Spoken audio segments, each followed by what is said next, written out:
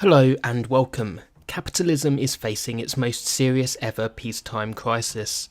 Europe and the European Union stand at a crossroads. Will it finally reform, taking the leap towards the solidarity needed to build a socially just, peaceful and collaborative continent? Or will the opportunity once again be passed up? To explore these questions, we talked to Adam Tooze, Professor at Columbia University, Director of the European Institute and author of Crashed, How a Decade of Financial Crises Changed the World. The event is hosted by me, Luke Cooper, from Another Europe is Possible, and Zoe Williams from The Guardian. It was organised as part of the Citizens Take Over Europe online festival as a collaboration between the Friedrich Ebert Stiftung and Another Europe is Possible campaign. We join the discussion with opening remarks from Christos Katsoulis, the director of FES London. Hope you enjoy it. So there are underlying inequalities in Europe, and the last crisis, just 10 years ago, exacerbated them. We need, therefore, I think, a different response this time, led by values like fairness, sustainability, and solidarity.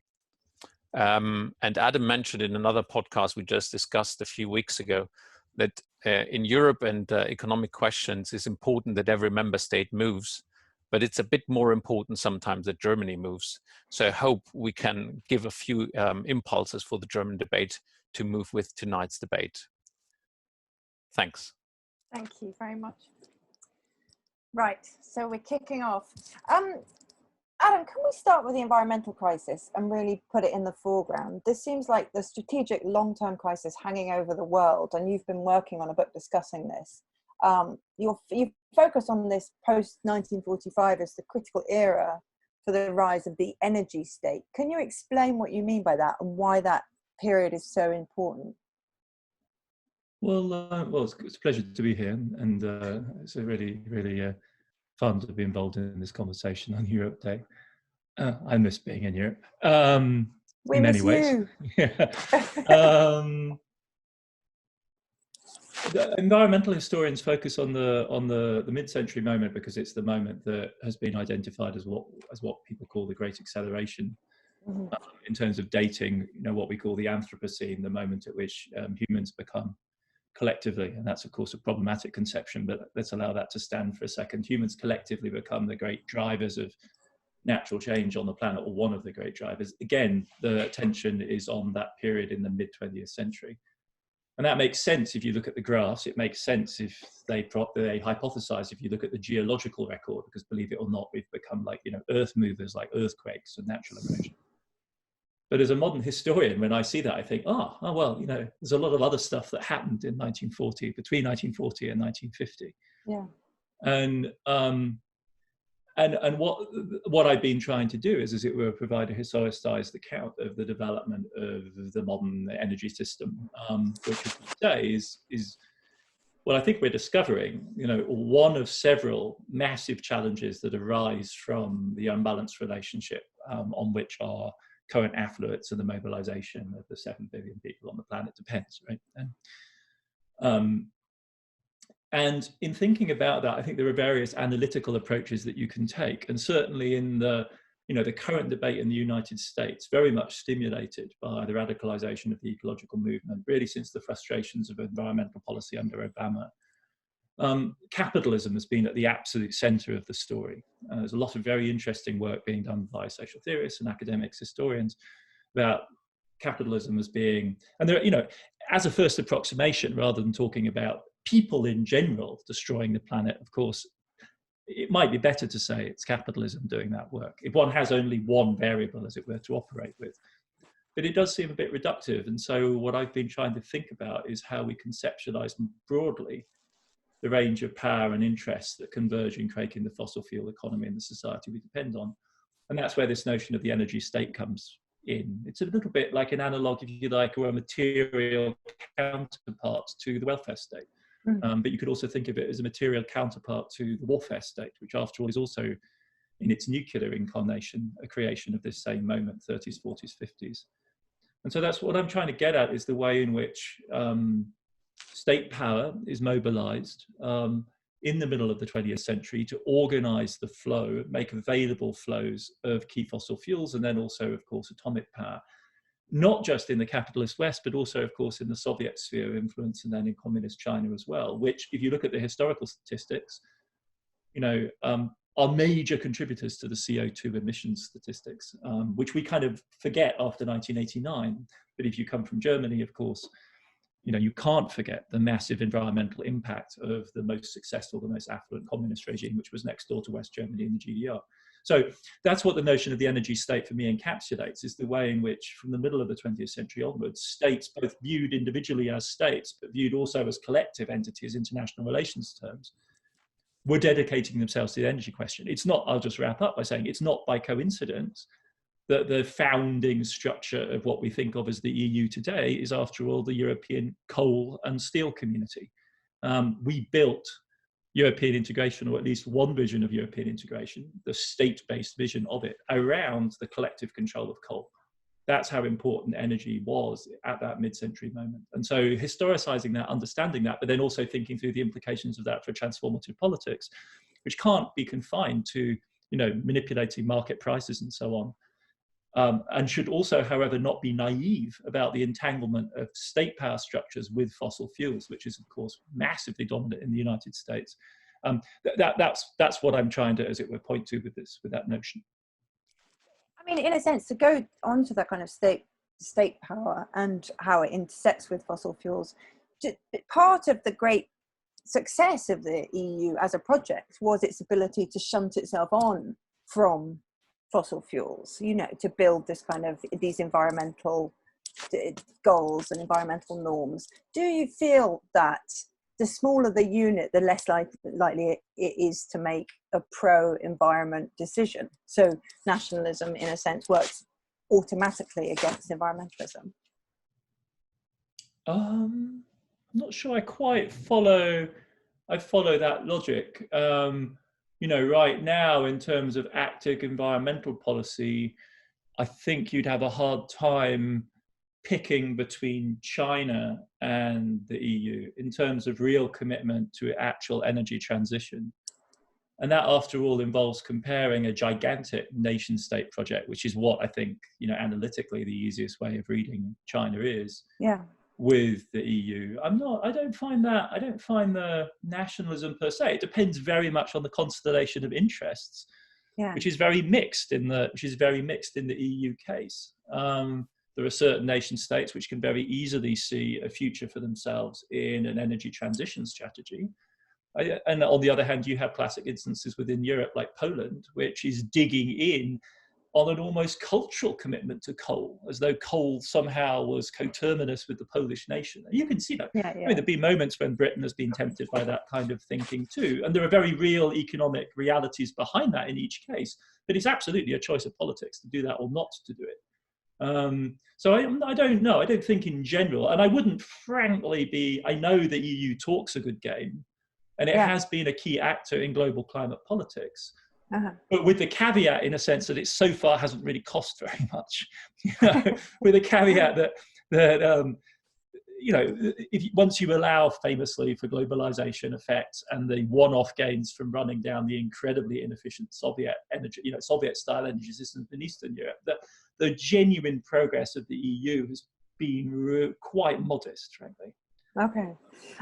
But you've made the argument before that nationalism per se makes it harder to fight climate change. So these kind of imperatives of the politics we see at the moment, Brazil's politics or American politics, for example, I think there are specific forms. I mean, I think it's difficult for a radically nationalist politics to contemplate the problem of climate change from the other side, right? It's very like COVID-19 in the sense that with COVID-19, it's our vulnerable people, it's our grandparents, basically, every elderly person that that are in the front line of this fight. So the relationship, and this is a point Bruno Latour has made, right, that both of these are challenges that come out of the Anthropocenic moment. They are both anthropogenic in a broad sense, but one is amenable to a solution, at least in the first instance, not comprehensively, of course, but in the first instance, in terms of national, in fact, local responses. You have to do it on your street. You have to do it in your immediate environment.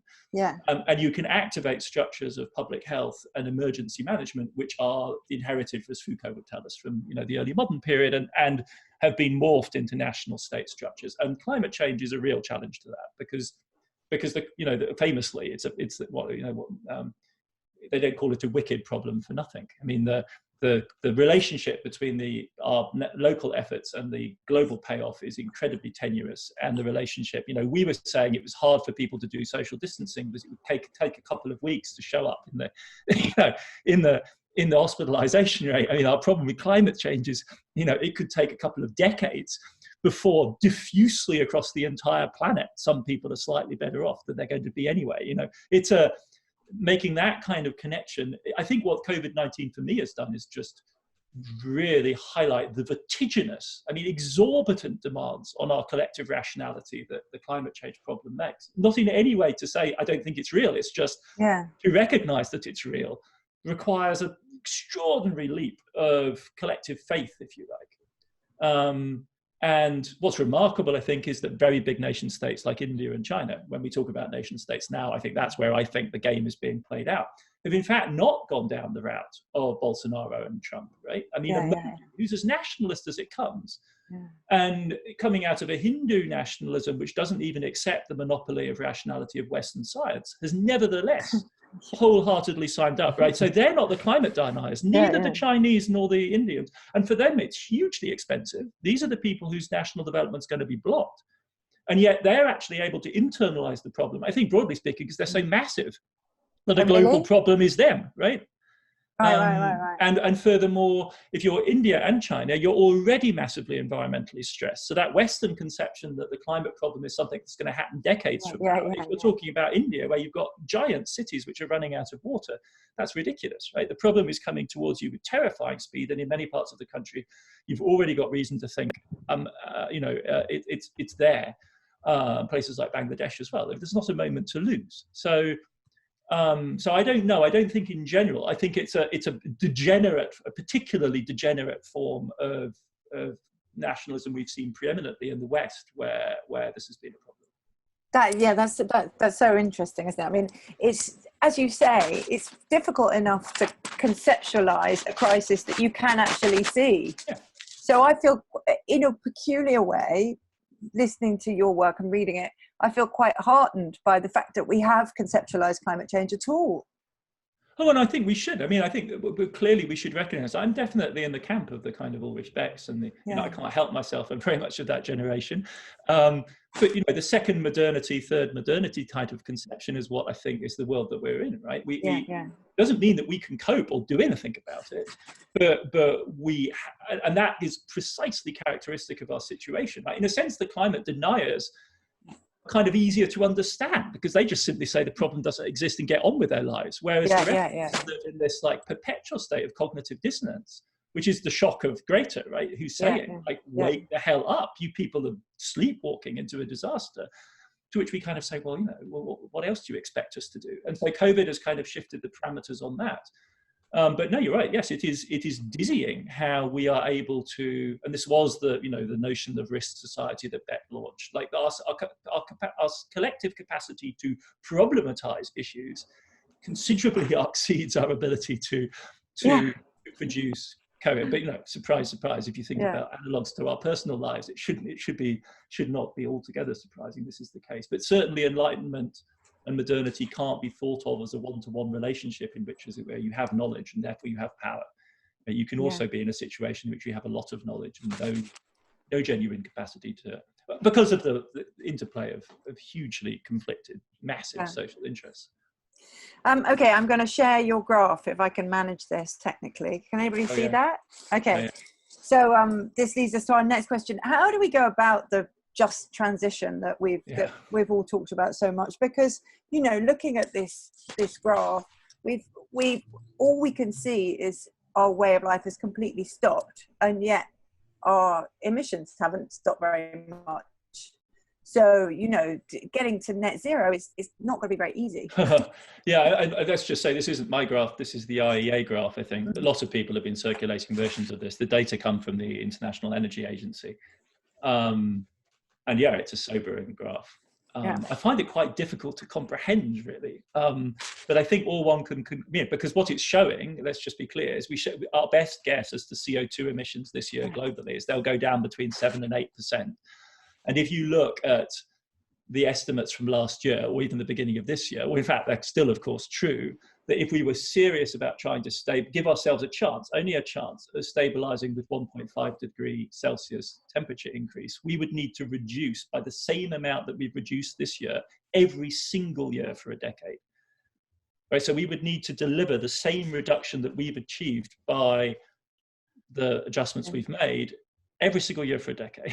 And it's mind-blowing. So then, but there's clearly something wrong with this perception that we have that our lives have been fundamentally transformed. And then looking at us and sitting in our houses and engaging in a Zoom call, you begin to wonder, like, exactly how much has my life changed?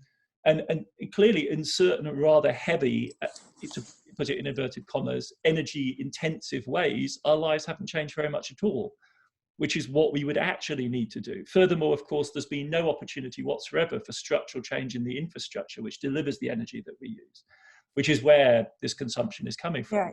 But it really highlights the fact that, that doing things like just not flying anymore, or, I mean, in Europe, I think the fall in petrol consumption in the last couple of months has been in the order of 80%.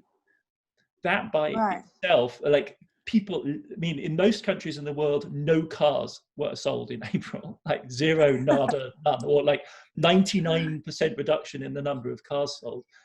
That's not going to cut it. That's like first level stuff. That's that's a crash landing emergency thing you do. That is not the sort of thing that we need to be thinking about. And what we've also clearly learned is that the just transition problem is serious as a heart attack, because we cannot advocate the sort of crash landing that we've seen in the US economy. And the European data are only just beginning to come out, but it's clearly going to be true there as well, despite the much vaunted short-time working schemes. The Spanish unemployment numbers are horrendous for the last couple of months. That's not a way, right? That is not a politics that one can advocate.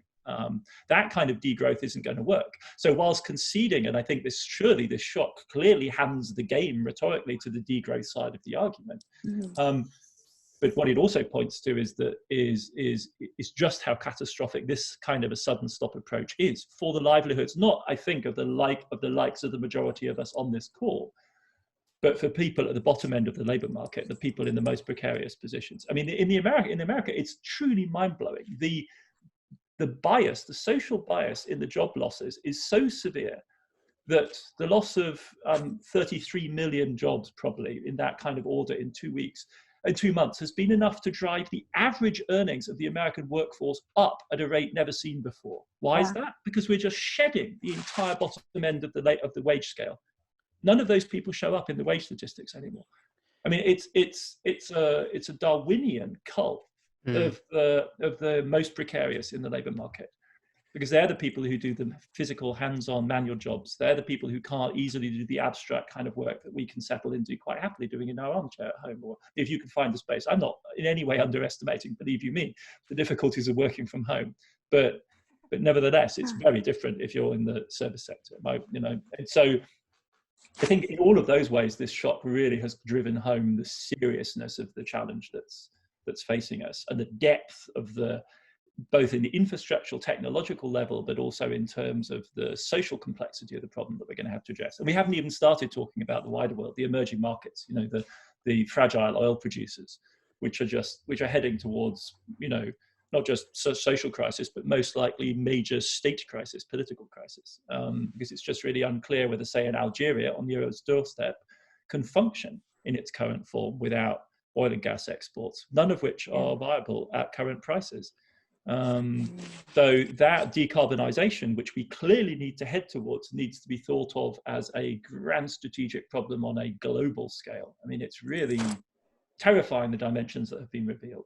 But it does sound as though a just transition has to be a lot slower than this, and yet all our language previous to this was the transition has to get much faster.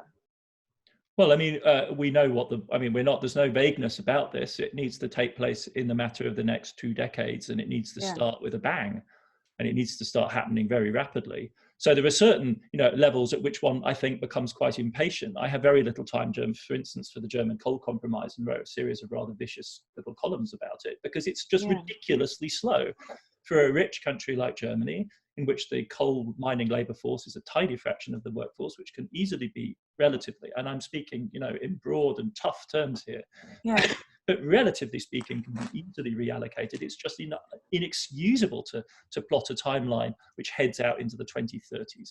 With any luck, the current configuration of prices will accelerate that very dramatically. But there are very urgent problems of justice, which need to be tackled. And there's no vagueness. I mean, they need to be tackled in the one generation. Yeah. And so if we're saying that actual fossil fuel dependency is not curtailed as much as we think by everybody not flying, and to a degree, nobody traveling, what are we saying? Are we saying maybe we have to shift our concept of fossil fuels away from using less and towards just finding towards a kind of complete renewable frame in which fossil fuels just don't really factor? Oh, well, we need to do this first, right? And then that's just one down payment. And then we need 10 more, which are even more serious and go far more. So it's not either or. It's not like, okay, it's okay to fly. Yeah.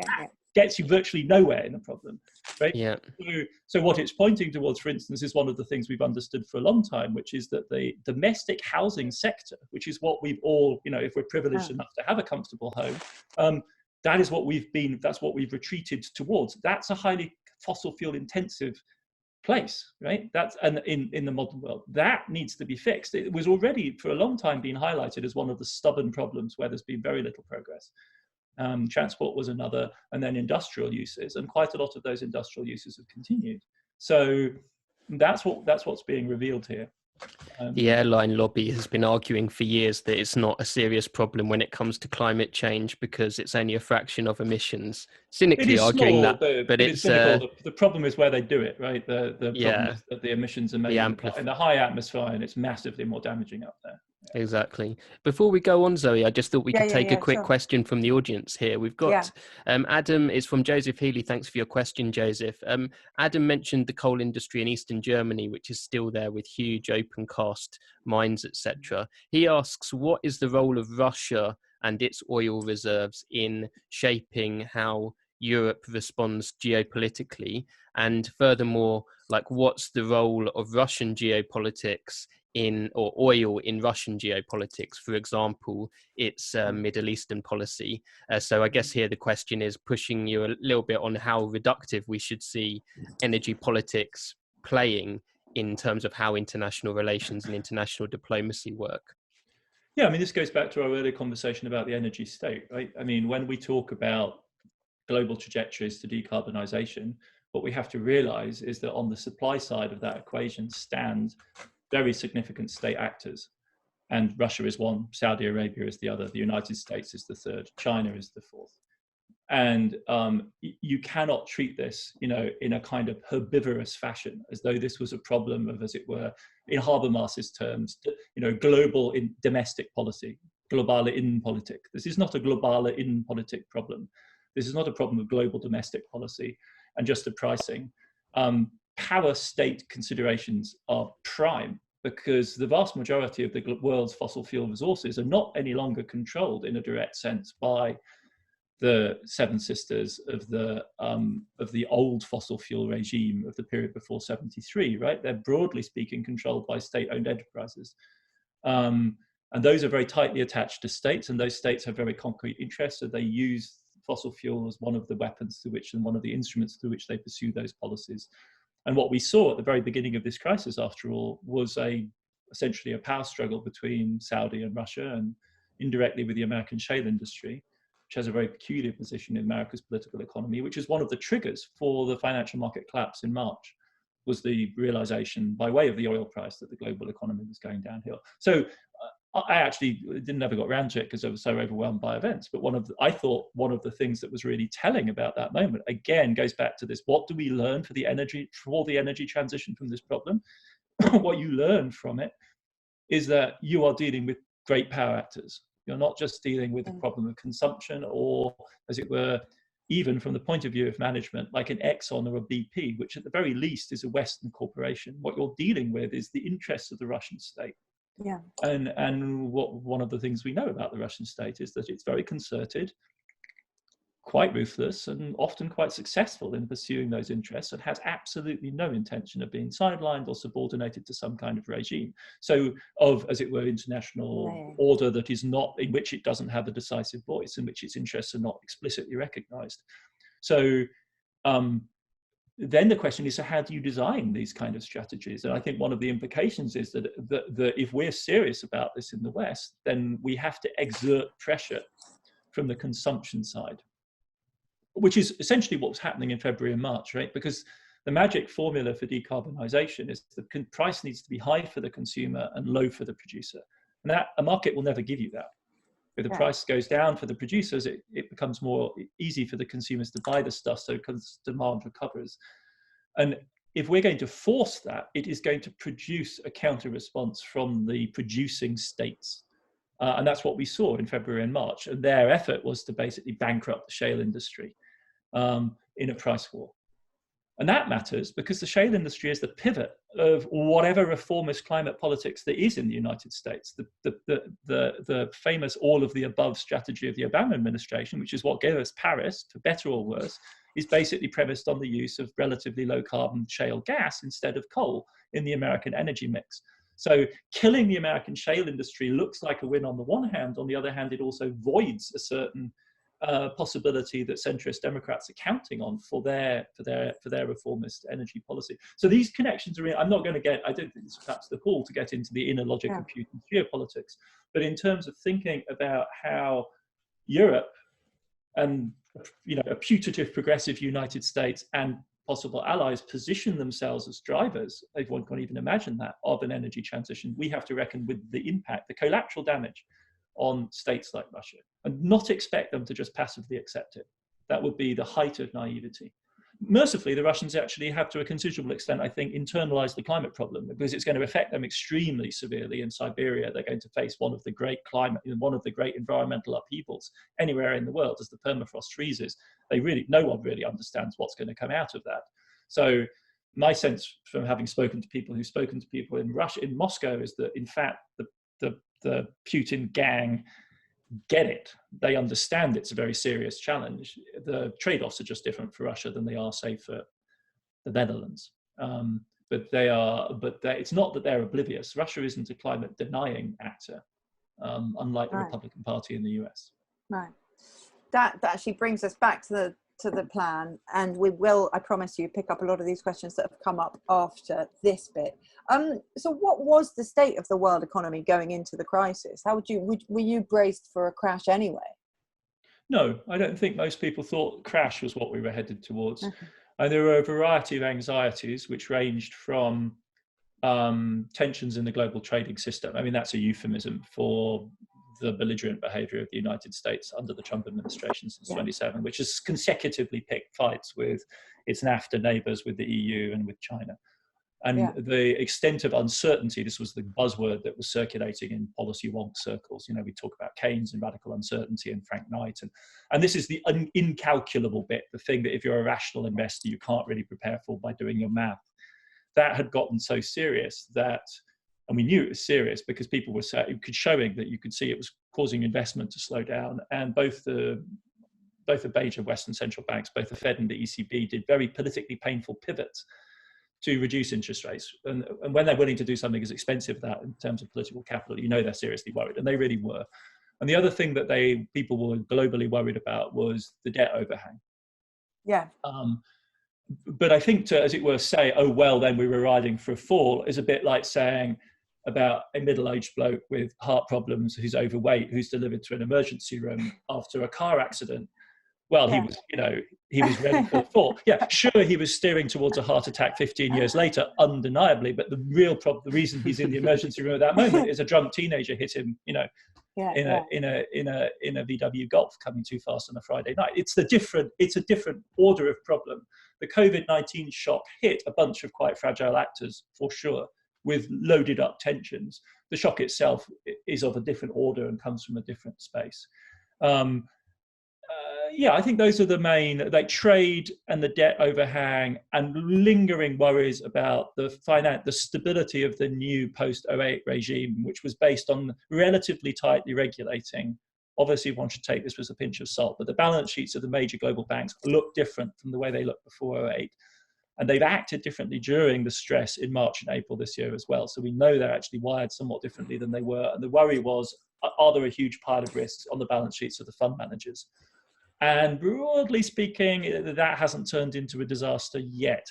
But of course, you can only say that because of the massive interventions we've seen from the central banks. So it was a world economy under a sort of note of caution, but it was not, I think, heading for this sort of shock that we've seen. And can you describe the scale of the shock that COVID has presented to the global economy? Yeah, I mean, it's on every single dimension pretty much that you could possibly look at. It's unique in history to date. Right, okay. We have never seen it's unique because it's simultaneous. I mean, it's literally every economy in the world. The ILO had those amazing data out in the first couple of weeks of April. They estimated that 81% of the global workforce was under one form or other of restriction or lockdown. Now, I frankly, when I think about the world economy a lot, had never actually sat down and I didn't know how many people worked in the world. And it's 3.3 billion apparently. And 2.7 billion of them were under one or other type of lockdown. Now, that's never, ever happened before. We've never been in a situation where Delhi, Lagos, Durban, Shanghai, New York, Brussels were all simultaneously shutting down. Like, we've had staggered global recessions, but not simultaneously everywhere. And at every level, right? Not, as it were, the typical recession where it's the cyclical sectors, the tail wagging the entire dog. And the tail is construction and manufacturing and investment, and the dog, the body, the big body, is services, which we're all going to use every single day in the normal course of things. So only if you're really badly shocked and unfortunate enough to become unemployed do you have any trouble there. Even in Spain or Italy at the height of the Eurozone crisis, 25 to 30% unemployment, 70% of the workforce is still working, and they tend to be working in these sorts of sectors. What we're trying to do is stop the entire thing. And we're trying to stop it in a matter of days. So no, we've never seen all of the graphs like they're rectilinear. I mean, people then try and say, oh, if we're using logs and stuff like that, maybe we can smooth it out. You take a log on the American unemployment graph, it's still a right angle. Like, there's no, because there's a serious discussion about economic modelers about what we'll do in the aftermath of this, because to the extent that we include this in the historical record and the data, none of our models will ever work. Right. Because there is so little relationship between the causality that's at work right now and anything in the previous business cycle record. America went from record low unemployment to record high unemployment in 6 weeks. Now, you can't, this is an economy with 175 million workers. That never happens, right? The ultimate levels of unemployment in the Great Depression are probably going to end up higher, but even that's actually in dispute right now. We think maybe revised numbers, the Great Depression numbers are about 20%. We could realistically be there in the United States by this summer. So no, we've never seen anything like this before. The world trade numbers are the same. WTO is quite clear. This is going to be the biggest, the most severe shock. One of the underrated features of 08-09 is the world trade shock. This will be even worse than that. And of course, what is the future? What is the future outlook? You ask people, this goes to the causation, which again is unique.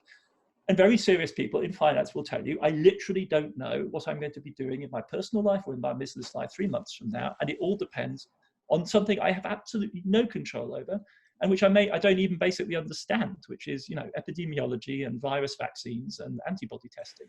And unless those come along, we really just don't know how any of this is going to function at all. So that again is different, right? Because in the Great Depression context after 2008, we were pretty clear about the fact it would be better if people went back to work, right? And stimulus was orientated to ensuring that people, it's not obvious that right now the best strategy is for people to go back to work, because it might set us up for second and third waves. Or on the other hand, it might be the golden route to herd immunity. We don't know one way or the other, and people are trying to decide this. And again, we've never been in that kind of a situation before. So no, it's like I said in this Guardian piece I put out last week, I think we actually have to come to terms with the fact that this is the first of the sort of shock that we might regularly expect to suffer in the Anthropocene. Because what's happening is some very obscure, I mean, broadly speaking, we understand the map, right? We know that zoonotic diseases come out of the sort of places that this one came out of. It's no general surprise. There's been a string of near misses over the last couple of decades. We've been waiting for something like this to happen. We knew how big it would be. I mean, people like Larry Summers were doing the math on this in 2016. He said it would be a couple of $1 trillion. Like, it's been clear it could be a hit as big as this. It's arrived. And the consequence is this second, third order effect, right? So it's a lot like the sort of models that people were drawing up for climate shocks to the financial system. It isn't the climate disaster in Bangladesh that unsettles the world financial system. It's the reaction of Western governments to the climate disaster in Bangladesh that does. That was our model for a climate Minsky moment. That's exactly what's happened, but it's happened in warp speed, and it's happened across the entire global economy all at once. And we have absolutely no reason to think it couldn't happen again, 2 years from now, because the viral incubators are viral incubators, and they just pump this stuff out, and it's down to our ability at the key moment to hit the nail on the head, right? This is a very different logic from climate, because the brute logic with climate is big aggregates, like global GDP, energy consumption. There's a believe it or not, a kind of soothing regularity about that. And if we can do the right changes to our energy system, we may be able to, as it were, win that battle. Of course, hidden within that, there's the hurricane logic and everything else. As the oceans warm, we'll expect more unpredictable behavior. With viruses, it's literally, we've got all these timelines for what happened in Wuhan. It's a matter of one day here or one day there, in some city somewhere which has viral incubators, and everything hinges on that. So it's the logic is for want of a nail. For want of a nail, the battle was lost. Some very apparently trivial thing, meat hygiene in a meat market somewhere, can blow the entire world economy up. That's a very different sort. I mean, it's still to do with the Anthropocene, but it's a nerve-wrackingly different kind of problem. We could do everything right. Everyone could feel they were doing absolutely everything out. We could nevertheless be completely screwed. That's a incredible description of like this really COVID-19 as this sort of sweeping singularity through the global economy that resets everything. And from your description, it raises quite an existential question for capitalism, surely. If COVID-19 and pandemic politics becomes a norm of climate crisis in this century, capitalism can't operate under conditions of permanent shutdown. So how do you expect capitalism? I appreciate this is I'm freestyling slightly from the prepared questions, but I'm just fascinated by this point. What does capitalism look like when it's dealing with something that seems antithetical to its existence as an economic system, because it requires this constant production and circulation of commodities? And this crisis means you stop everything. You close down the factories, you close down the shops, you close down the restaurants, everything just stops. And from your description, that means that if this is some kind of not normal, a potential regularity, then that's just an extraordinary problem for capitalism, right? Yeah, no, I mean, like, sure, for them or us under that side. Also for like my personal life, the future of my daughter, like, I mean, yeah, sure, what a problem too, I think, yeah, I mean, there were probably worse systems than capitalism, right? It wasn't necessarily like a particularly optimistic or utopian sort of question in a way. No, I mean, I think the question will be how the balance is struck, right? What level of mortality, what level of risk, what level of anxiety can we collectively live with? How are we going to trade that off against are no doubt also very serious interest in maintaining whatever affluence we've been able to achieve, or on the part, of course, of powerful interests going on making the profit and sustaining the very superior positions they occupy in global society. There's this amazing memo that JP Morgan sent out in the middle of the crisis saying, folks, show up to work. This is an opportunity to sell and to deal, and we cannot afford not to be there. We are the market makers of choice at this moment. The future of the company and, of course, your personal equity stake in it hangs on you showing up for work. They will figure out ways of showing up for work. There are lots of different things that can be done. And then there will be, no doubt, calculations about whose lives are expendable. And we're seeing that being played out. And when with COVID-19, after all, we could say we've been lucky. This is not, you've got to think back to 2005 and the avian flu scare. I mean, we thought something that killed 30% of people who get it could become transmissible through aerosol in the way that COVID-19 is. That's not our reality at all. We don't have, in the more affluent parts of the world, I've seen some pictures from Ecuador which look terrible, but certainly in the United States, there aren't dead bodies in the street. And so it's not that kind of a plague, right?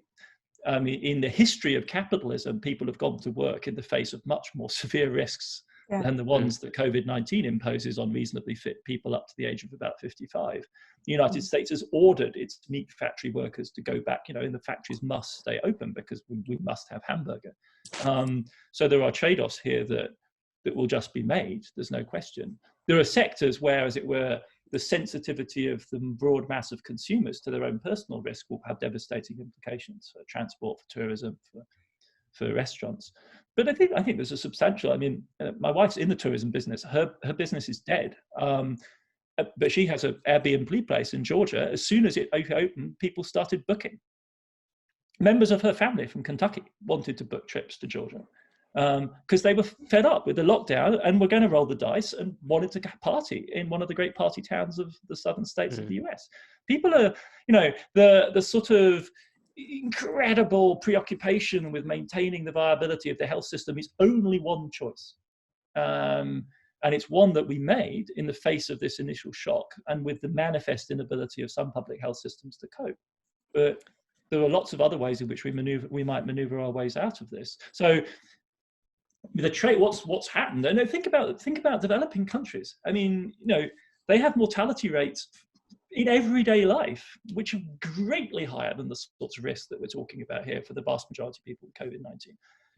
People they have endemic TB. Much of it is antibiotic resistant. Like they live with malaria as an everyday reality. Life doesn't. What we're facing in the West is a huge shock to the envelope within which we have comfortably traded whatever risks we do live against our. And that's what's happening, right? That's what's being renegotiated, and it's mediated by what turns out to be a huge collective investment in what you might call a kind of the orderly process of dying in modern medical facilities, which we all expect to be our end point. And the visions from the Bergamo hospitals or from the Wuhan hospitals were profoundly distressing. And this isn't a Eurocentric thing. If you read the accounts in the ones I can read in the English language Chinese media, it's clear that the Chinese hospital staff in Hubei, and particularly those that were flown in to help the emergency relief there, were completely traumatized by their inability to control this. These are highly sophisticated people who operate modern medicine. They are not used to seeing people die in the way that people die of COVID-19. It takes a long time to get used to it. Of course, once you have gotten used to it, you can proceed. People proceed under much more harrowing circumstances than what this virus has delivered to us. Think about the way in which communities in sub-Saharan Africa live with AIDS. It doesn't pose, but it's a serious adjustment. There's no doubt at all. It's a very radical adjustment to not these risks have always been there. It's just that we haven't taken them very seriously. To that extent, again, quite analogous to climate. We are living towards climate disaster this is the message from Greta, right? Wake up, this is the Extinction Rebellion thing. Smell the coffee, it's right there in front of your nose. What are you doing? Absolutely. And we will get to the Eurozone. I know many participants will want to hear about the Eurozone, but as a bridge to that, we received a great question in advance from Katie Isbester, and that was to say that in your book Crashed, you describe the separate source of vast financial reserves that swamp the nation state, mainly, specifically the ultra wealthy, the super rich. And I think that links to what you just said, in the sense that how are the ultra wealthy, the super rich, are reviewing this crisis and saying, well, how do we protect our interests and power, right? She asks, please ask him how a restructured Europe can engage with, control, or even mitigate the influence that such a hugely powerful group has. He might reasonably say Europe cannot. Well, I don't think it's a Europe-specific problem. I think Europe has the advantage of being an entity large enough and very attractive to the super rich of the world. They really actually do want to live and visit Europe. They love shopping in Europe. They love the great cities of Europe. The idea that they would all basically prefer to live in their yachts in the Cayman Islands is silly. So there is very considerable leverage that Europe could exercise. We should never, when we talk broadly speaking about footloose wealth and globalization, sure, it's absolute reality. But large territorial states, and think of the EU as a large territory, have real leverage, even over the most affluent people in the world, because Europe should, there's no reason to be shy about it. It's one of the most desirable places to live in the world, and you can squeeze people as a result. You need to collaborate with the Monacos and the Switzerlands of this world. You need the Dutch to get serious about tax evasion. Luxembourg, needs to be bashed into line. But there's no reason at all why Europe shouldn't basically say, no, you cannot come to the south of France in the summer and park your yacht unless. And then what is the condition? Yeah, absolutely. It's one of the great puzzles of modern democracies, that they have not fulfilled what most 19th century people thought was their obvious destiny, which was to tax the rich. Right? They do it to a degree, but they do not systematically go after the great private fortunes. There's a sort of standoff relationship between the two, where the tax authorities negotiate deals basically with their what are called family offices, which are the highly professional teams of accountants and investment managers that run their fortunes. We're talking people with 500 million euros plus, of which there are, hundreds, thousands of families like this. And they bargain basically with tax authorities and agree a kind of deal. And I've never really understood why it isn't a viable politics to say, look, no one in Europe is going to be worth more than, I don't know, for sake of argument, great incentives, 50 million euros. Like, that's a huge success. No one could possibly want anything personally more than that. Everything above that is going to simply be taxed away. And if you tell me you're not going to go out and found a firm because you think 50 million is not enough, I just don't believe you. And the sort of thing you would need to be doing. So I don't understand. And it's true everywhere. It's not a politics anywhere. It's not a politics in the US either, where it would be even more, you would think. Why is there not a politics of capping, in the interests of collective solidarity, extreme wealth of that type? Because it manifestly poses a problem. It creates all sorts of conflicts of interest, media influence. In the United States, it literally buys votes. It shouldn't. I don't see why it's acceptable, really. And of course, once upon a time, by way of the highly progressive tax rates, which in places like Sweden, right until the relatively present day. But even there, you see, the Wallenbergs remain, Sweden has one of the highest concentrations of wealth in the world, despite having one of the most famously progressive income tax regimes. So there's a real puzzle here. I don't even see why, if it was geared the right way, it would necessarily have to be a kind of crass populism that was about, soaking the rich or some. But frankly, that's a legitimate political project if there ever was one. Why not actually ask for it? But it seems to me it could be extremely attractive to the top 1%, because the top 1% aren't people like that, right? Anyone who's earning a high professional income is close to the top 1%. What we're talking about when you go to this question, this is excellent, is you're talking taxing the top 0.001%. And that's a small number of people who you would think would be at the mercy of a well-organized democracy, and they're not. And it's a genuine, how that wealth protection politics has operated, how it has hidden behind the politics of rights, I think, which is key here, is a real puzzle. And not taken seriously enough, I think, strategically by a constructive left politics. I always thought you should have like an annual lottery where you have a list of the richest people and they get to pull a lottery, and the one who wins gets to donate all but 50 million of their wealth to the charity of their choice, which we will offer them a charity. It can be for malaria prevention, or it can be for early childhood education. You can choose, and it can be even named after you.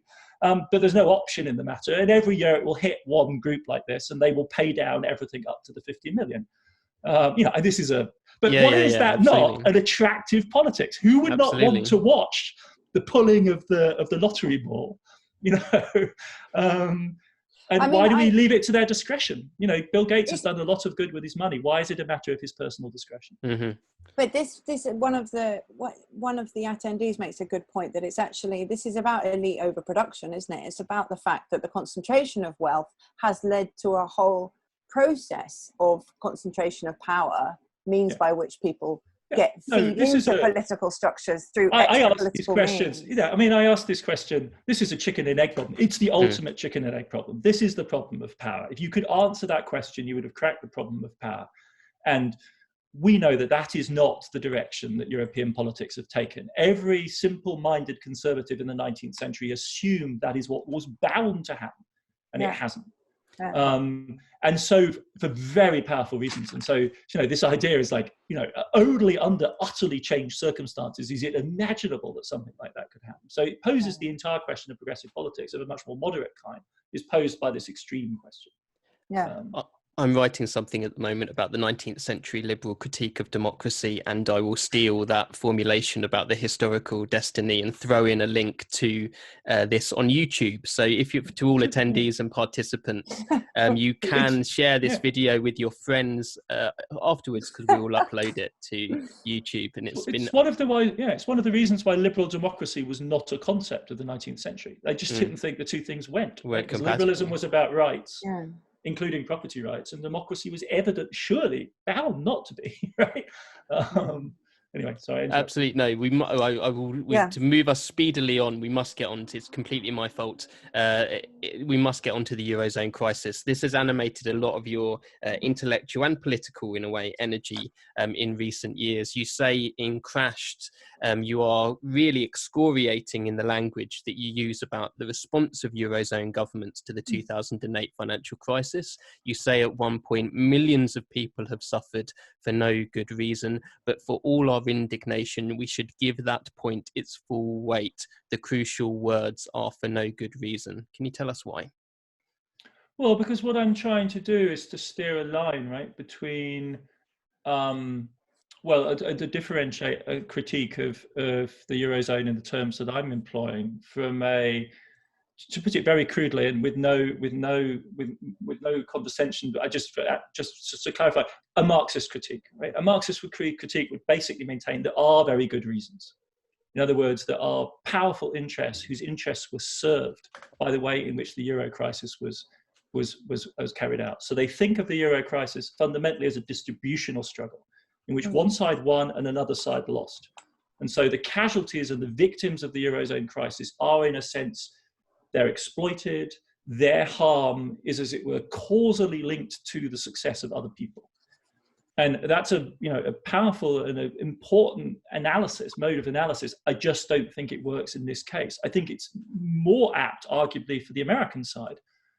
But in the Eurozone, I'm adopting what is essentially a Keynesian approach. And a Keynesian approach is liberal in its foundations. In other words, it doesn't necessarily focus on the zero-sum distributional battle when it's arguing about social malfunction or disaster or derailment.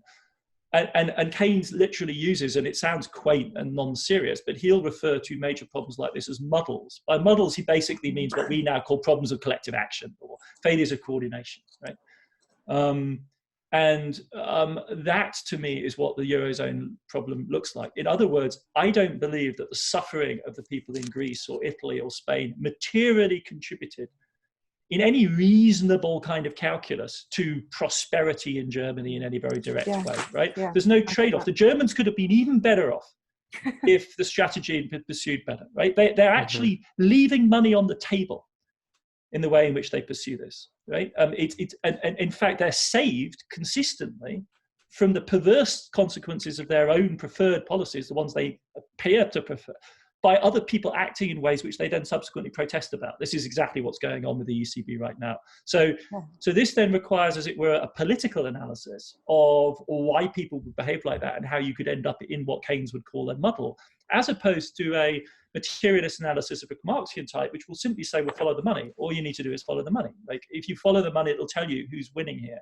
Whereas what I would say is, like, my problem is, where is the money? Like, there should be all this money, that it's gone. And these people have basically allowed themselves to exist. Another way of thinking about it would be in terms of equilibrium models. I think there's a low equilibrium and a high equilibrium.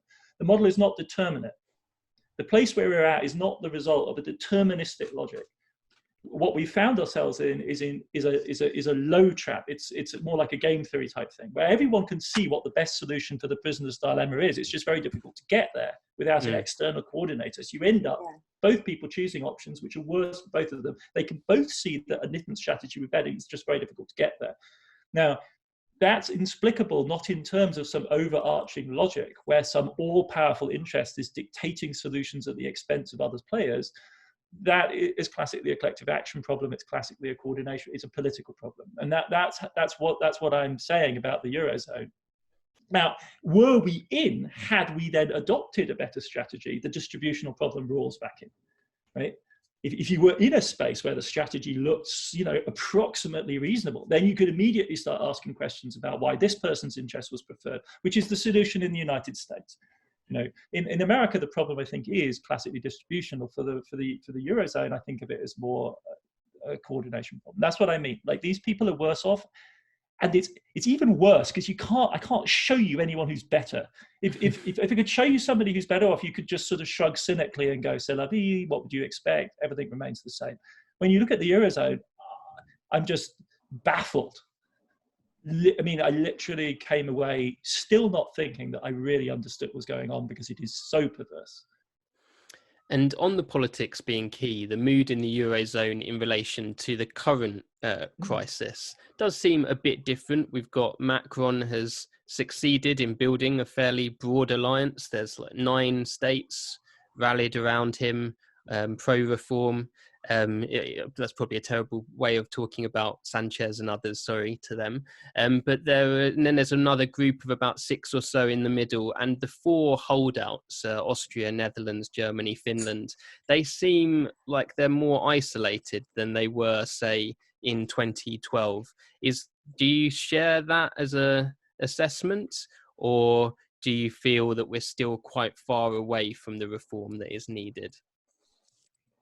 I don't know how far away we are from, moving in the direction that I would prefer, which would be towards some sort of much more substantial fiscal federalism. Yeah. I'm afraid I'm not sure I share your optimism about the overall balance. And the strategic actor here is France. And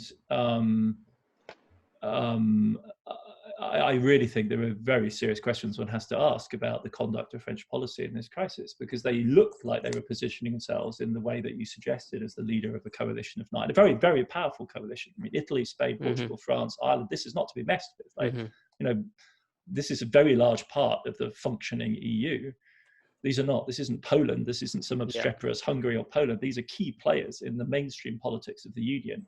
People from those countries occupy the majority of key positions in the Commission, the central bank. These are like this is the constituency. So I got very excited about that, terrified because they were asking the question. Wrote a piece with Boris Schullerich, openly advocating this in The Guardian, in part because I felt like if they were going to make this initiative, whether or not one judged it wise, at that moment, you don't, the tactics change. At that moment, the other person's gone out of the trench. They're over the edge. You don't hang behind and say, well, actually, maybe this is not the right way to go. Like, you have to pile on in. But the profoundly disappointing thing, of course, is A, the Germans and the Dutch had the cold-bloodedness to just say no. And then B, when it got serious, the French collapsed, in my view. I don't see them as having been effective leaders of this coalition at all. They didn't, in a sense, there's no French proposal to match the specificity of the Spanish proposal, which was generally, I think, judged by many experts to have been an excellent one. And in the negotiations, when it got tough, what you saw was essentially Bruno Le Maire drifting into a collaborative role with Olaf Scholz in positioning the two of them as in respectively, Germany the good cop to the Dutch bad cop, and France the good cop to the Italian bad cop, and as it were mediating in between, which is not the role that France would have been playing if it was serious about taking this coalition of the 9 and actually forcing the issue. And people who know the French scene well tell me that this is explicable in terms of the calculus of, the big ideas, to put it crudely, come from Macron, the LSE team, and the hard-nosed negotiating with the Germans is done by the French Treasury and Bruno Le Maire's team. And the French Treasury since the early 80s has basically been pursuing a strategy of staying as close as they possibly can to the Germans, because what they want to do is to position French treasuries as a close substitute for bonds, with more of them. But so if you want to trade, a highly rated euro security, you trade French securities, because the German ones just aren't enough of them.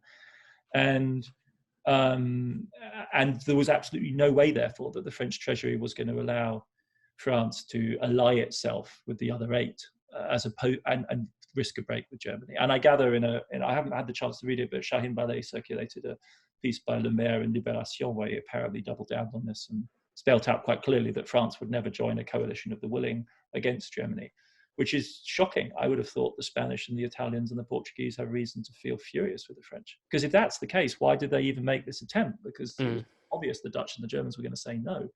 Yeah, absolutely. So I feel, and the only thing that's holding the ring is the ECB, which is not nothing. I mean, that's a very powerful force, but we've seen with the German Constitutional Court case how precarious. But I think, that's been interesting, because what we've seen that configuration, I think, is in some sense is more promising. If you're looking for something promising, I would say it was the immediate reaction of the ECJ, the European Commission, and the ECB to the German Constitutional Court, which is basically, who are you? Yeah. We believe you're a national court. Interesting views you have there. Matter resolved. This was handled by the ECJ. We answered to the ECJ. That's what we are. That's who you are. Moving on. And the problem is going to be the Bundesbank. Because the Bundesbank, this is as far as I read it right now, and it's a very fast-moving situation, and no doubt things in Berlin and Frankfurt are getting pretty hot, I would imagine, because the position of the Bundesbank is going to be very difficult. If the ECB stonewalls and says, I don't know why we should, because the German court has zero authority over the ECB. So I think it's going to be very interesting to see. And notionally, as I read the ECB's charter or treaty or statute or whatever it is, the Bundesbank as a member of the Eurozone is in fact subordinate to the logic of the ECB. It's unclear what its standing therefore is in relation to the German Constitutional Court. So it's really the position of Jens Weidmann and Isabel Schnabel, I think, is going to become very, very difficult. That's a fascinating assessment, and we will take audience questions after this one, but I'll just throw in one more. A big theme of the Crashed is the decline the endurance of American hegemony through the financial crisis and through the role of the dollar. And you link this to geopolitics throughout the book. There's a really interesting discussion at one point of Obama's attempts to get the Eurozone to reform.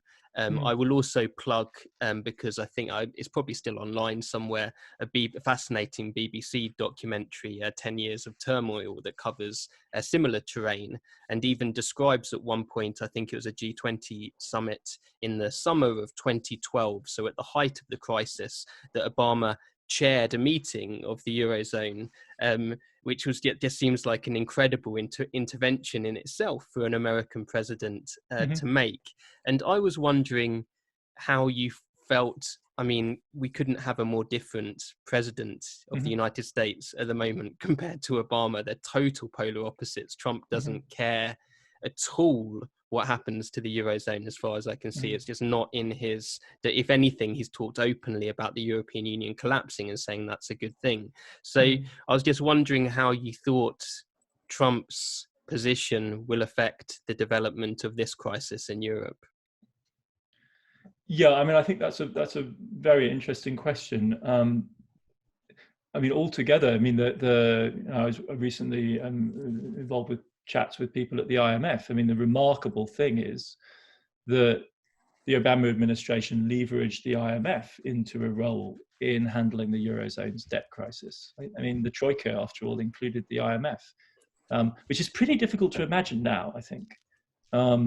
I mean, we were discussing how serious the IMF's position is, with half the membership of the United Nations General Assembly having applied for funds, and the one sort of positive thing that we could say, I think, is that it's extremely unlikely the IMF will be asked to bail out the Eurozone the way it was in 2010, courtesy of the Americans. So that intervention was very real, and no, I don't see it happening in any way the same way. On the whole, I think that's probably a healthy thing.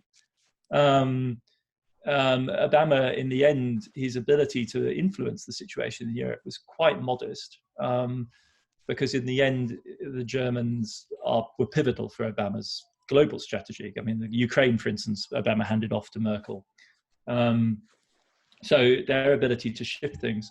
The thing you have to reckon with the United States is that it's not just present in the world by way of the White House and or even the executive branch more generally, even Treasury. The crucial presence of the United States in this crisis as well is the Fed. Because this is an absolutely fundamental structure, that it's the medium within which all of global finance and the majority of global trade is conducted, is the US national currency. And at moments of crisis like this, it gets short.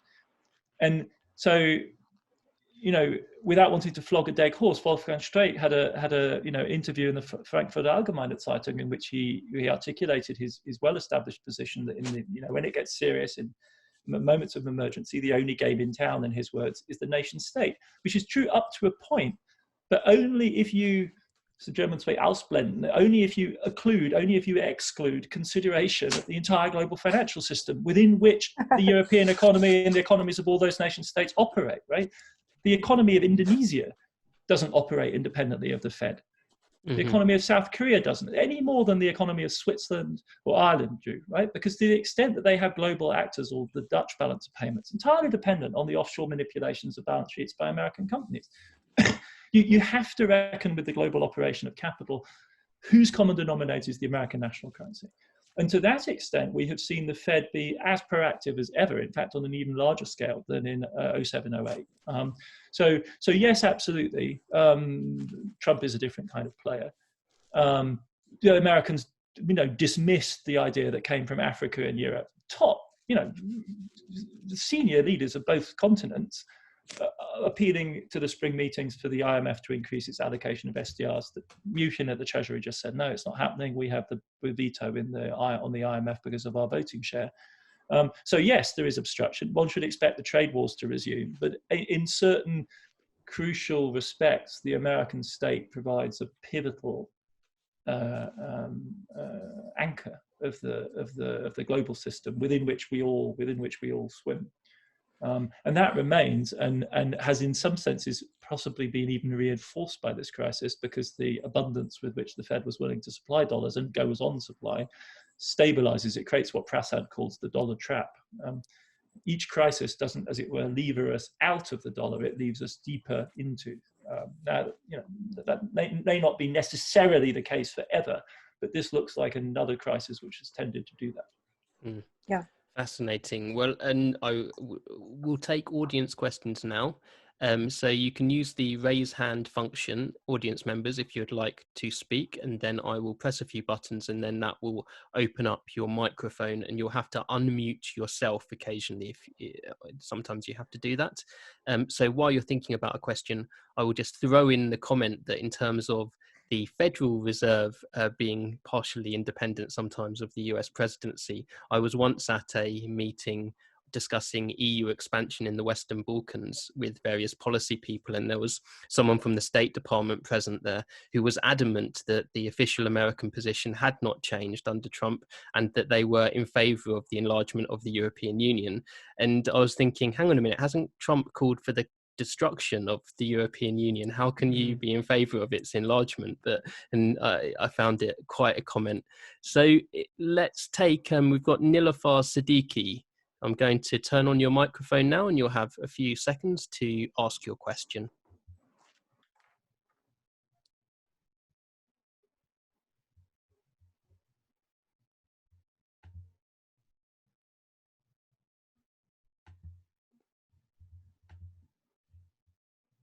Hello. Yep. Hello. I'm not asking question. Oh, right. Okay. Sorry, you had your hand raised. I'll turn you off. Lower Please. hand and disable talking. So we've also got a question from John Palmer, who's joined us, a friend of Another Europe is Possible and the former Europe editor of The Guardian. Let's hear John's question. Thank you very much. Two very, very quick ones.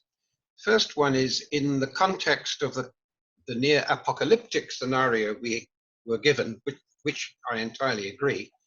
I wonder whether some elementary responses that come from the past might be relevant. I'm old enough to remember rationing. Can one imagine an international rationing accord which was applied to all forms of carbon usage in this kind of crisis? In normal times, it would be for the birds. Might it be possible this time? The second quick question, I agreed with what you said about the Eurozone crisis, but the ECB is still a player. And do you agree that the evidence suggests that its activities, though technically monetary, are becoming crypto fiscal, i.e. the length, the conditionalities are almost indistinguishable from fiscal transfers?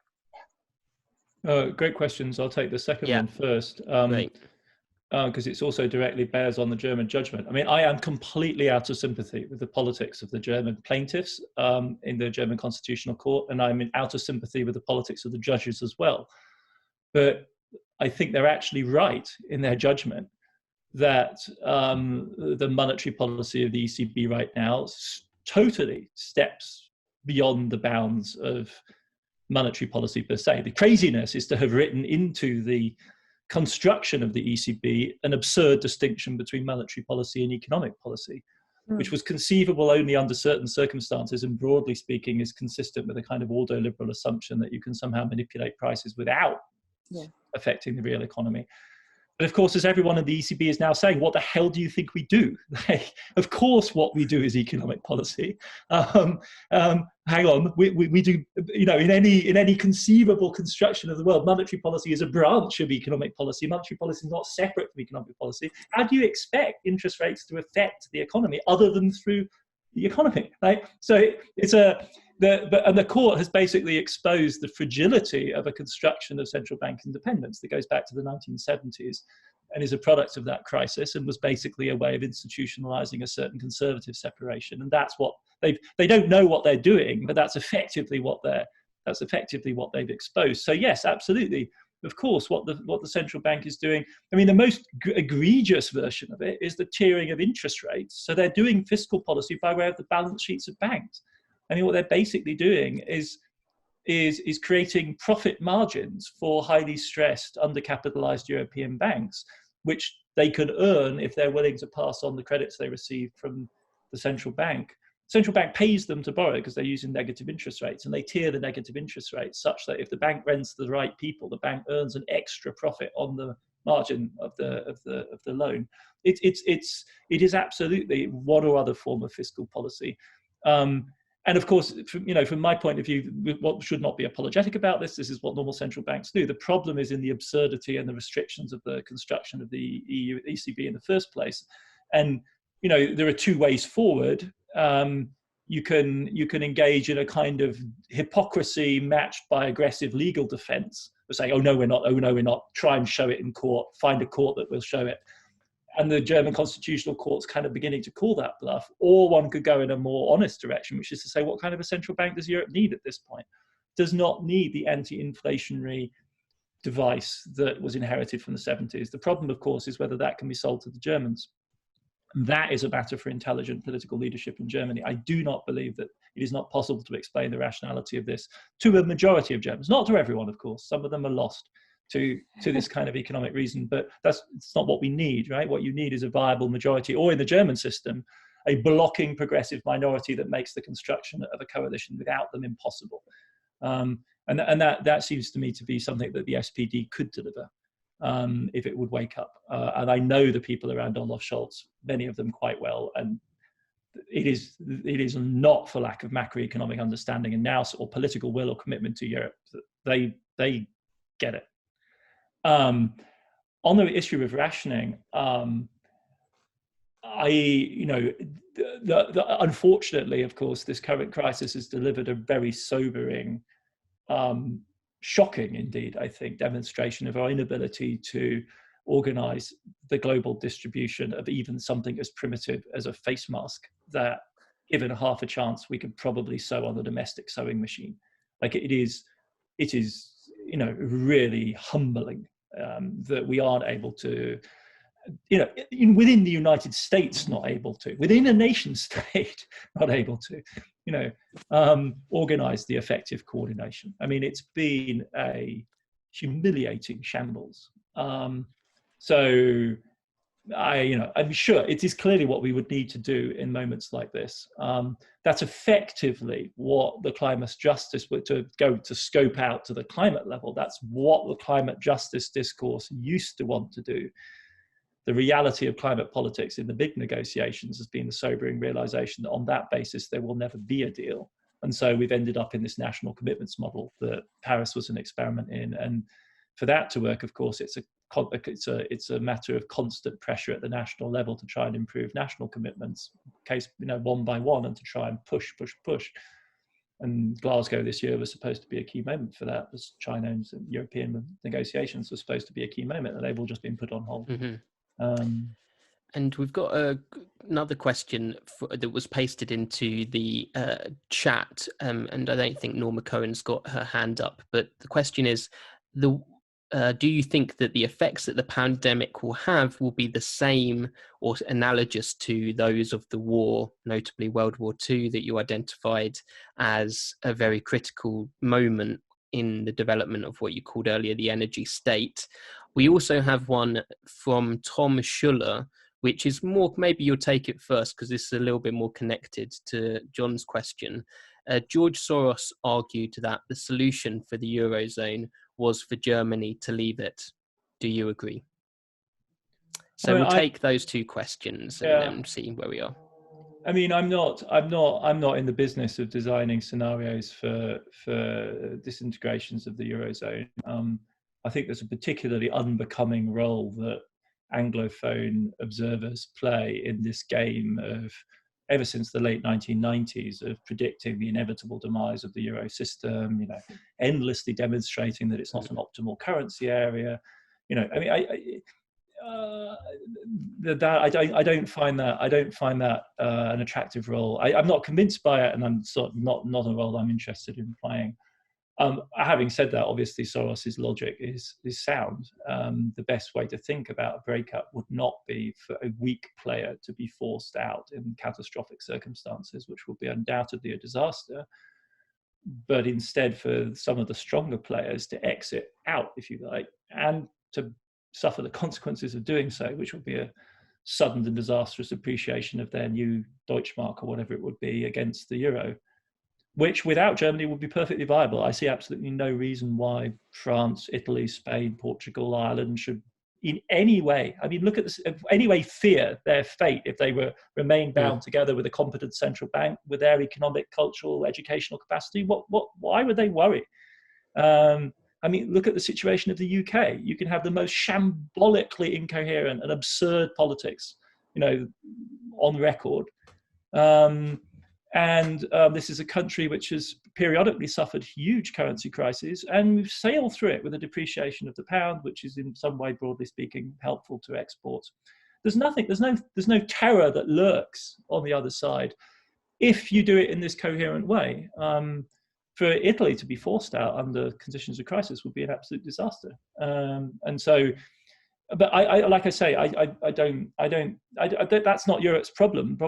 Europe's problem is I think that of a bad marriage, which is too expensive for everyone to leave, but it's obviously terrible for everyone in it, and is progressively worse as well. So that for me is the baseline scenario, not a breakup. War, no. I'm really skeptical about any kind of strong analogy, a comparison which demonstrates similarity. between this, our current moment, and the war. I mean, this is, for Russians, this is VE Day, because they got the news of the surrender of Germany on midnight on the 9th. And anyone engaged in a comparison of our current moment with the extraordinary mobilization of resistance by the Soviet Union in this war is just frivolous and absurd. It's just a pathetic and derisory failure to understand what actual struggle, what actual heroism, what actual mobilization means. We're confronting a disease which is a very serious threat to very vulnerable people, and that's the long and short of it. It's very complicated. It does indeed suggest the dawning of a new era, of a new type of risk, but let's not. I mean, seriously, it's, to me, I wrote the piece I did in Foreign Policy about the end of the war, in part coming from the United States, because in the United States, it isn't like in Britain or in some, like I've gathered in the Netherlands as well, that VE Day is a big deal. There's a real sense in which people might just obliviously pass by the significance of the 8th and the 9th of May. And it felt important to pause and actually talk about what this involved. Mm-hmm. And it really bears no comparison with our current situation. So no, it won't have that kind of effect. Not in the least, I don't think. So we've still got a tiny bit of time left. We will finish on time. So I'm going to take one more question. Raj Gill, I'm allowing you to talk now.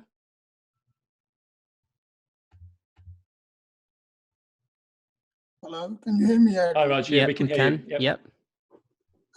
Quite interesting discussion. I'm also a member of another Europe is possible, and I'm European, unlike some of our other colleagues who voted for Brexit. But having said that, now my belief always been that we can reform Europe, and maybe you can tell us whether that's practical or possible, or are we just flogging a dead horse in terms of reform of the EU? And the other question is in relation to dollars. You're very pessimistic in saying that dollar is the dominating currency for the whole of the world. Now, I know Libya got crushed when they start talking about having gold currency financed by oil, and the East Asian country has clubbed together, and once they were talking about having a separate reliant currency other than the dollar. Mm-hmm. Is dollar gonna be with us forever, or is there any chance of us breaking away? Great question. Thanks, Raj. As you see, I mean, I as somebody whose entire identity through the lottery of migration as a child is tied up with the EU project, when people ask that question, is the EU reformable? I kind of always wonder, like, what is the horizon against which it's asked? Like, I mean, I would ask that question along the same lines as, is the UK constitution reformable? Well, yeah, maybe under certain circumstances. Would you expect wholesale reform? Probably not. What is the track record of doing this? So yes, I mean, obviously the EU has been changed, is changed regularly in various ways. There are processes and gathering momentum that will shift policy in one direction or another. I believe that the EU is quite serious about the Green Deal proposition. I don't imagine that Poland will be allowed to exercise a veto over it, for instance. If, on the other hand, you ask me whether I think the EU is going to be a vehicle for a dramatic move on tax evasion, which would require attacking the interests of Luxembourg, Netherlands, and Ireland, then of course the tables are stacked a different way, and that you would expect to be a pretty tough nut to crack. So I think of it, it's unique in certain ways as a political structure. It's unique because of its weird ambition, because of its essentially a totally original political project like no other in the world. So it no doubt has certain unique features, but in general, it doesn't seem to me any more or less reformable than other structures. You could argue that it's more remote, but I'm actually increasingly unpersuaded by that. I think the argument that there's no European demos is increasingly threadbare. There are, in fact, masses of different networks which connect citizens in Europe, and an extraordinary degree of reflexivity between the political systems at this moment. Certainly before this crisis struck, there was an extraordinary attention to each other's elections. So yes, I think it's potentially reformable, and even if it weren't, for me, that would just simply be, as it were, the status quo that one learns to live with in any political system. On the dollar, I think the important thing, I am of the ilk. There are different schools of thought about this. There are two different ways in which one can imagine the end of the dollar. One is a sort of progressive evolution away. And I don't see much evidence of that, because neither of the two obvious alternatives, the Chinese and the European currency, show much real sense of gathering momentum. And the alternative vision is, as it were, driven by crisis rather than a sort of slow development of global GDP and trade flows, which is what happened to Britain after World War I and World War II progressively.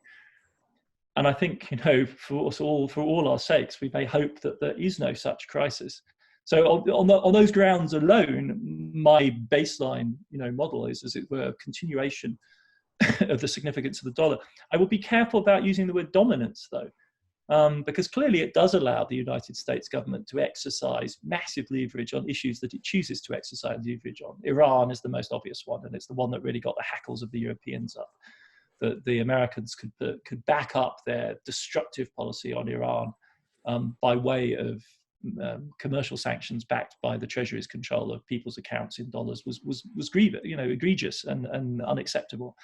But in general, the reason why the dollar has the position that it does is it's so immensely convenient for everyone, right? This is not, as it were, I'm not going to in any way say that it's dissociated from American state power or that it's inconsequential from American state power, but its fundamental driver is, in fact, the depth and sophistication of American financial markets and the network effects that arise from the fact that because X takes dollars, Y takes dollars, so Z and then A, B, C, D, E, F, G all take dollars too. In other words, it functions much in the same way as our local national currencies do, or Euro currency does.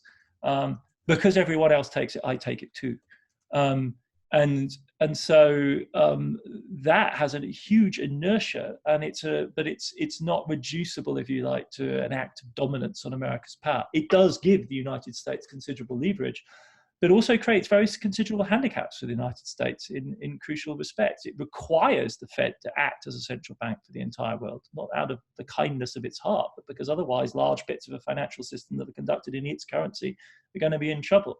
It has potentially quite serious impacts on the American balance of trade, because people like to hold American currency denominated financial assets, and that squeezes out, if you like, American exports. So it creates, vulnerabilities for the United States as well. I like to think of it more as a kind of a force field in which America is an important node, but is also susceptible to pressure from different points within that system, without flattening and saying it's just some sort of commercial network and power doesn't play a role. That would be silly. Fascinating. Well, it's been so rich. Thank you so much, Adam. I've learned a great deal, and thank you to everyone who has listened along today, and for the great questions we received both on the day and in advance too. I'm sorry that there were some questions we didn't get round to. There was a great one that was asked on Twitter about the position of Ukraine in your work that we'll have you could answer it on Twitter. Yeah, that would be good. I can answer it on Twitter. Yeah, and this has been a very fitting demonstration of the European demos that Adam just mentioned too, because it is taking place as part of the Citizens Takeover Europe Day. So thanks everyone for participating in that, and thank you to Friedrich Ebert Stiftung for collaborating on today's event too. So thank you everyone. We're signing out. Thank you. Bye-bye. Bye.